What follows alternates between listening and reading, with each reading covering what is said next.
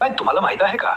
आई एकविरेच्या गडावर बसून दुर्गा सप्तशतीचा पाठ केला तर देवी स्वतः भक्तांच्या हाकेला प्रतिसाद देते अशी श्रद्धा आहे. कारल्याच्या डोंगरात वसलेलं हे जागृत शक्तीपीठ फक्त मंदिर नाही, तर हजारो भक्तांच्या अनुभवांनी पवित्र झालेलं शक्तिस्थान आहे. दुर्गा सप्तशतीतील 700 मंत्र जेव्हा या गडावर उच्चारले जातात तेव्हा वातावरणात एक वेगळीच ऊर्जा निर्माण होते असं अनेक भक्त सांगतात. म्हटलं जातं की इथे केलेला पाठ संकट, भीती, शत्रुपीडा आणि नकारात्मक शक्ती दूर करतो. कारण ही फक्त शब्दांची स्तुती नसते, ही असते आदिशक्तीला केलेली थेट प्रार्थना.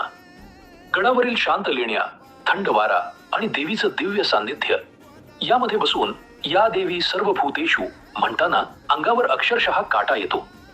अनेक भक्त सांगतात मनात एखादा संकल्प धरून इथे सप्तशतीचा पाठ केल्यावर आई एकवीरा त्यांच्या इच्छा पूर्ण करते. विशेषतः नवरात्री, मंगळवार आणि शुक्रवार या दिवशी इथलं वातावरण अधिक शक्तिमय मानलं जातं.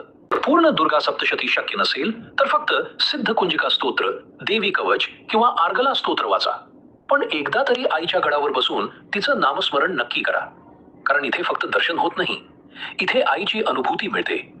जर तुम्ही देवीचे भक्त असाल तर कमेंटमध्ये जय माता दी टाईप करून व्हिडिओला शेअर नक्की करा.